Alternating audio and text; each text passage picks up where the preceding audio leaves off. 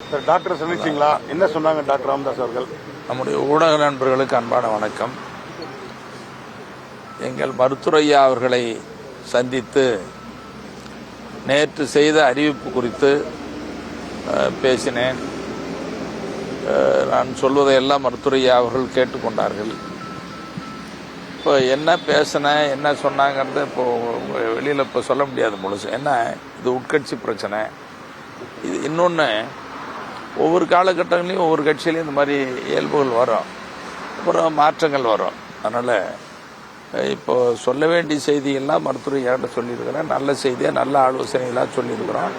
மருத்துவரையாவும் அதை உள்வாங்கியிருக்கிறாங்க. என்ன பேசுனாங்கிறது மட்டும் வெளியில் இப்போ சொல்லக்கூடாது, உட்கட்சி பிரச்சனைங்கிறதுனால. ஒன்று மட்டும் எனக்கு நம்பிக்கை இருக்குது. என்ன நம்பிக்கைன்னா, ஒற்றுமையாக இருந்து செயல்படும் பாட்டாளி மக்கள் கட்சி மீண்டும் வலிமையாகுங்கிற அந்த நம்பிக்கை இருக்குது.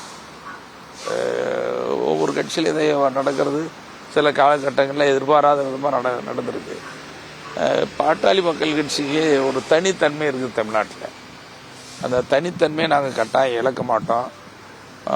ஒற்றுமையாக இருந்து செயல்படுறதுக்கு உண்டான எல்லா முயற்சிகளையும் மேற்கொள்வோம். அது நடக்குங்கிற நம்பிக்கை இருக்குது. மீண்டும் எல்லாம் ஒன்றா சேர்ந்து செயல்படுவோம்.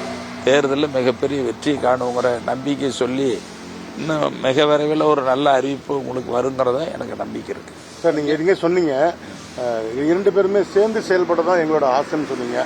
உங்களோட ஆசையா டாக்டர் சொன்னீங்களா? அவர் சொல்லிட்டேன் எல்லாம் சொல்லிட்டேன்.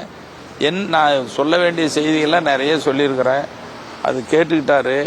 இப்ப என்ன பேசுறேன் என்னங்கிறது வெளியில சொல்ல கட்சி பிரச்சனை ஏற்றுக்கொண்டாரா? சொன்னதெல்லாம் கேட்டுக்கிட்டாரு.